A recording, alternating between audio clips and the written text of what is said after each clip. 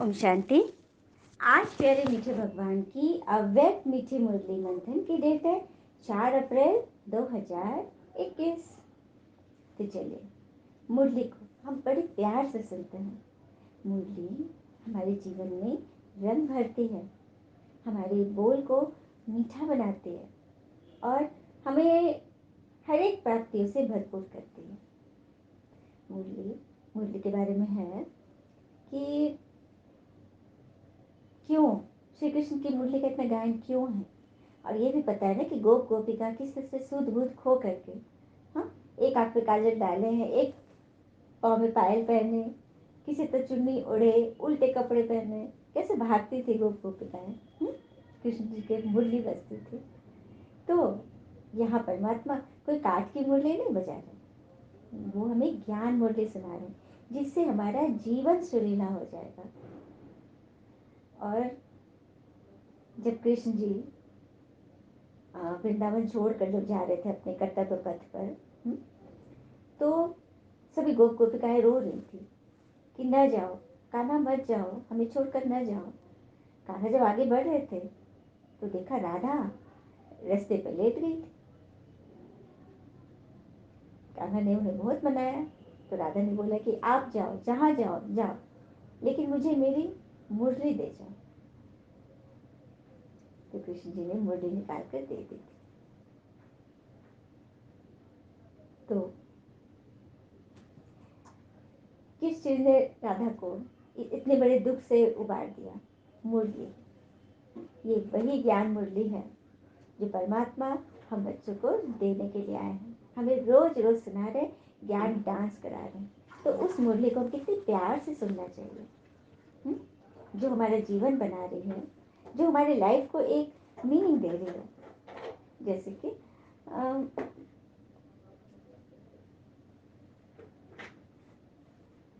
कहते हैं ना कि a great thinker was asked what's the meaning of life. He replied, life itself has no meaning, it's an opportunity to create a meaning. अर्थात किसी ने great thinker से पूछा कि लाइफ का क्या अर्थ है, क्या मीनिंग है। तो उसने जवाब दिया कि लाइफ का इटसेल्फ में कोई मीनिंग नहीं है अपने आप में, ये तो एक सुनहरा अवसर है एक अर्थ बनने के लिए। मतलब किस तरह से उसको हम यूज़ करते हैं, उसकी मीनिंग को हम कैसे रिफॉर्म करते हैं। तो लाइफ वो चीज़ है और हम बच्चों को तो लाइफ बनाने के लिए परमात्मा ने ये बुद्धि दे ही दी है। तो हमें बड़े ध्यान से इसे सुनना है। तो चलिए आज बाबा ने जो टाइटल दिया है वह है सिद्धि का आधार, श्रेष्ठ वृत्ति। आज बाप दादा अपने चारों ओर के होली हंसों की सभा को देख रहे हैं। हर एक होली हंस अपनी श्रेष्ठ स्थिति के आसन पर विराजमान है। सभी आसनधारी होली हंसों की सभा सारे कल्प में अलौकिक और न्यारी है। हर एक होली हंस अपनी विशेषताओं से अति सुंदर सजा हुआ है। भगवान जब मधुबन में आते हैं तो अपने होली हंसों की सभा देख रहे हैं। होली हंस माना हंस बुद्धि बच्चे जो हर एक के गुण देखते हैं, और होली माना पवित्र। तो ऐसे होली हंसों की सभा को बाबा देख रहे हैं जो कि सारे कल्प में अलौकिक और न्यारी है। कितना सुंदर सजा हुआ है ये माने होली हंस अपनी विशेषताओं से सजे हुए हैं। विशेषताएं श्रेष्ठ श्रृंगार है। सजे सजाए होली हंस कितने प्यारे लगते हैं।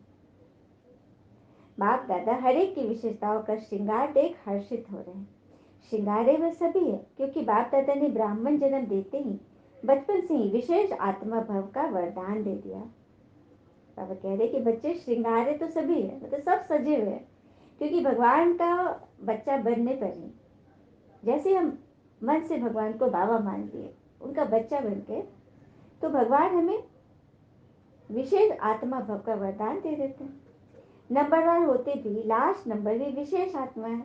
जैसे कि माला का मोती अगर कहीं से पकड़ो, अगर उसके पास फूल के पास से पकड़ो तो वो लगेगा नंबर 1 है और नीचे वाला लगेगा लास्ट है। लेकिन कहीं से भी पकड़ो तो लास्ट नंबर भी फर्स्ट आ जाएगा, फर्स्ट नंबर भी लास्ट आ जाएगा। मतलब हर एक मणके की विशेषता है। अगर माला के अंदर आ गए तो बस विशेष हो गए। ये बाबा कह रहे कि फर्स्ट नंबर का भी है तो लास्ट नंबर की भी विशेषता है। ब्राह्मण जीवन में आना अर्थात विशेष आत्मा में आ गए। ब्राह्मण परिवार में चाहे लास्ट नंबर हो, लेकिन विश्व की अनेक आत्माओं के अंतर में तो फर्स्ट नंबर में है ना। बाबा कह रहे हैं विश्व की आत्माओं के आगे तो फर्स्ट नंबर में ही है ना, क्योंकि हम भगवान के चुने हुए बच्चे हैं। तो भगवान विशेषताओं का श्रृंगार एक समान भगवान तो सबका करा रहे हैं, लेकिन उसको धारण करने में हम बच्चे अलग अलग हो जा रहे हैं।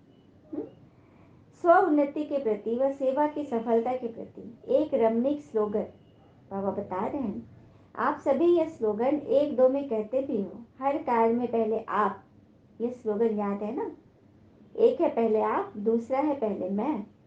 दोनों स्लोगन पहले आप और पहले मैं दोनों आवश्यक है। कैसे करेंगे इसको? पहले आप के लिए हम औरों को आगे बढ़ाने के लिए प्रेरित कर रहे हैं, पहले आप। और सेवा करने में पहले मैं, काम करने में पहले मैं, और दूसरे को आगे बढ़ाने में, प्रोत्साहित करने में, उत्साह बढ़ाने में पहले आप करो। तो ये बाबा हमें सिखा रहे हैं, जहाँ पहले मैं होना चाहिए वहाँ पहले आप कर देते हो, और जहाँ पहले आप करना चाहिए वहाँ पहले मैं कर देते। तो इसी से तो आप फंस जाते हो। जब कोई स्व परिवर्तन की बात आती है तो कहते हो पहले आप, यह बदले तो मैं बदलू, तो पहले आप हो गया ना। और जब कोई सेवा या कोई ऐसी परिस्थिति को सामना करने का चांस मिलता है तो कोशिश करते पहले मैं भी तो कुछ हूँ, मुझे भी तो कुछ मिलना चाहिए। तो यही पर आत्माएं मुन जाती है, उल्टा काम हो जा रहा है ना, बदली हो जा रहा है। सदा स्वमान में स्थित हो, दूसरे को सम्मान देना अर्थात पहले आप करना। सिर्फ मुख से कहो पहले आप और कर्म में अंतर हो यह नहीं। ये भी बाबा जो पकड़ रहे हैं इसको। कई आत्माएं हैं अंदर रखती है कि पहले मुझे चाहिए, और सामने से आप लीजिए ना, आप कीजिए। ये ऐसा नहीं होना चाहिए, अंदर बाहर एक होना चाहिए। तो स्वमान देना या स्वमान में स्थित होना, उसकी निशानी क्या होगी? उसमें दो बातें सदा चेक करो। एक होती है अभिमान की वृत्ति और दूसरी है अपमान की वृत्ति। जो स्वमान में स्थित होता है और दूसरे को स्वमान देने वाला होता है, उसमें ये दोनों वृत्ति नहीं होगी, न अभिमान की न अपमान की। यह तो करता ही ऐसा है, यह होता ही ऐसा है, हाँ इसने तो ऐसा करना ही है, मतलब लेबल लगा देना। ये नहीं, उसमें ये सारी बातें नहीं होगी। हर एक बच्चे की विधि से सिद्धि की लाइन को बाबा देख रहे हैं। बाबा दोनों रेखाएं कितनी स्पष्ट है और कितनी लंबी, अर्थात विधि और सिद्धि का खाता कितना यथार्थ रूप से जमा है। विधि का आधार है श्रेष्ठ वृत्ति। अगर श्रेष्ठ वृत्ति है तो यथार्थ विधि भी है, और यथार्थ विधि है तो सिद्धि श्रेष्ठ है ही। तो विधि और सिद्धि का बीज वृत्ति है। आई बात समझ में? भगवान ये कह रहे हैं कि विधि और सिद्धि का खाता कितना जमा है, बाबा ये देख रहे हैं। और विधि का आधार है श्रेष्ठ वृत्ति। हमारी सोच, हमारे अंदर के संकल्प जितने श्रेष्ठ होंगे तो विधि से हम सिद्धि प्राप्त करेंगे। और दोनों का बीज वृत्ति है। शेष वृत्ति द्वारा भाई भाई की आत्मिक वृत्ति हो, यह तो मुख्य बात है ही, लेकिन साथ साथ संपर्क में आते हर आत्मा के प्रति कल्याण की, स्नेह की, सहयोग की, निस्वार्थपन की निर्विकल्प वृत्ति हो, निर्व्यर्थ संकल्प वृत्ति हो। कई बार किसी भी आत्मा के प्रति व्यर्थ संकल्प व विकल्प की वृत्ति होती है, तो जैसी वृत्ति दृष्टि वैसे ही उस आत्मा के कर्तव्य कर्म की सृष्टि दिखाई देगी। तो बाबा यहाँ पे ये क्लियर कर रहे हैं कि श्रेष्ठ वृत्ति ही हर चीज का आधार है। सदा भाई भाई की आत्मिक दृष्टि हो, हाँ उसमें स्नेह की भावना हो, सहयोग की भावना, निस्वार्थपन और निर्विकल्प, कोई विकल्प नहीं, कोई ऑप्शन नहीं, हाँ ऐसी वृत्ति हो। क्योंकि जैसी वृत्ति वैसी दृष्टि बन जाती है, और जैसी दृष्टि वैसी सृष्टि होती है। कभी कोई बच्चों का सुनते भी हैं, देखते भी हैं, वृत्ति के कारण वर्णन भी करते हैं, चाहे वो कितना भी अच्छा कार्य करे, लेकिन वृत्ति व्यर्थ होने के कारण सदा ही उस आत्मा के प्रति वाणी भी ऐसी निकलती है कि यह तो ऐसा है ही। तो यह वृत्ति उनके कर्म रूपी सृष्टि वैसे ही अनुभव कराती है। किसी के बारे में यदि ऐसा सोच लो तो उनके कर्म हमें वैसे ही अनुभव कराते हैं। जैसे आप लोग इस दुनिया में आंखों की नज़र के चश्मे का दृष्टांत देते हैं ना, जिस रंग का चश्मा पहनेंगे वही दिखाई देगा। ऐसे ये जैसी वृत्ति होती है तो वृत्ति दृष्टि को बदलती है, दृष्टि सृष्टि को बदलती है। अगर वृत्ति का बीज सदा ही श्रेष्ठ है तो विधि और सिद्धि सफलतापूर्वक है ही। अब आ गए ना समझ में? दृष्टि और वृत्ति दोनों को बदलना है। जिस रंग का चश्मा पहनेंगे वैसे ही ना दिखाई देगा। तो पहले वृत्ति के फाउंडेशन को चेक करो, उसको श्रेष्ठ वृत्ति कहा जाता है। अगर किसी संबंध संपर्क में श्रेष्ठ वृत्ति के बजाय मिक्स है तो भले कितना भी विधि अपनाओ लेकिन सिद्धि नहीं होगी, क्योंकि बीज है वृत्ति और वृक्ष है विधि। बाबा कह रहे हैं कि बीज है वृत्ति और विधि है उसकी आगे का विस्तार, वृक्ष का विस्तार। तो अब यह देखना है ना कि हम किस तरह से विधि और सिद्धि दोनों को प्राप्त करें। तो बाबा सभी बच्चों के दोनों रेखाएं को चेक कर रहे थे। तो बदली मत कर देना, यह बदली करना माना भाग्य को बदली कर देना। सदा होली हंस बन निर्णय शक्ति परखने की शक्ति को समय पर कार्य में लगाने वाले विशाल बुद्धि बनो और सदा वृत्ति रूपी बीज को श्रेष्ठ बनाए। विधि और सिद्धि सदा श्रेष्ठ अनुभव करते चलो। बाबा बोल रहे पहले भी सुनाया था ना कि बाप दादा का बच्चों से स्नेह है। स्नेह की निशानी क्या होगी? स्नेह वाला स्नेही की कमी को देख नहीं सकता, सदा स्वयं को और स्नेही आत्मा को संपन्न समान देखना चाहता है। समझा? कितनी बड़ी बात है। जो स्नेही आत्मा होंगी ना, वो सामने वाले सहयोगी अपने किसी भी प्रिय के अवगुण को नहीं देख सकते। कोई भी काटा होगा तो उसको दूर करने के लिए निरंतर प्रयास करेंगे और उसको अपने समान संपन्न देखना चाहते हैं। तो बार बार वे अटेंशन खिंचवाते, चेकिंग कराते, यही संपन्न बनाने का सच्चा स्नेह है। अच्छा, फिर बाबा कह रहे हैं कि अभी सब तरफ से पुराने बच्चे मेजॉरिटी में हैं। पुराना किसको कहते हैं? अर्थ जानते हो ना? पुरानों को कहते हैं सब बातों में पक्के। पुराने अर्थात पक्के, अनुभवी मूर्त। हम लोग जानते हैं ना, सब जानते हैं कि जो बुजुर्ग लोग होते हैं, पुराने लोग होते हैं, वो लोग अनुभवी होते हैं, पक्के होते हैं। तो ऐसा कच्चा नहीं जो जरा सी माया बिल्ली आवे और घबरा जाए। सभी पुराने पक्के आए हो ना, बाबा बोल रहे हैं कि ऐसा नहीं कि थोड़ा सा भी कोई प्रॉब्लम आ जाए, समस्या आ जाए तो बस हम तो फंस गए।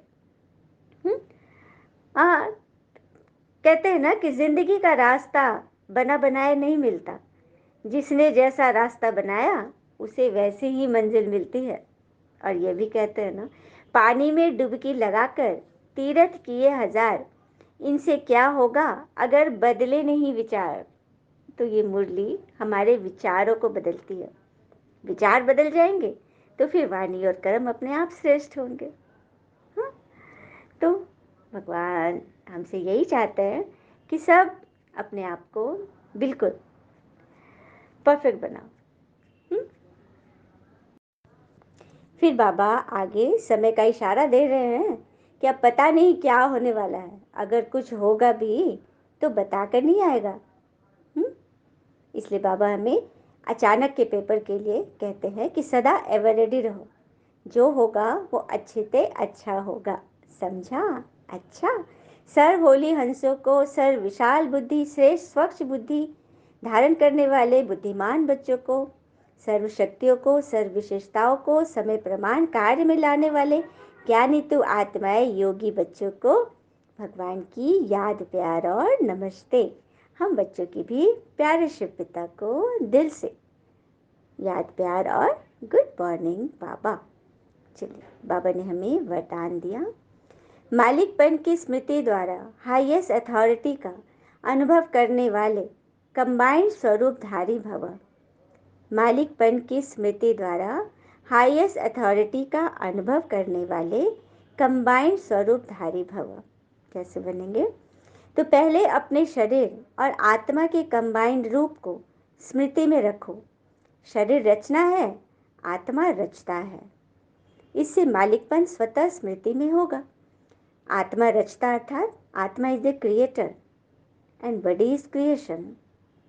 तो जब क्रिएटर की सीट पर सेट रहेंगे तो अपने आप मालिकपन की स्मृति में रहेगी आत्मा।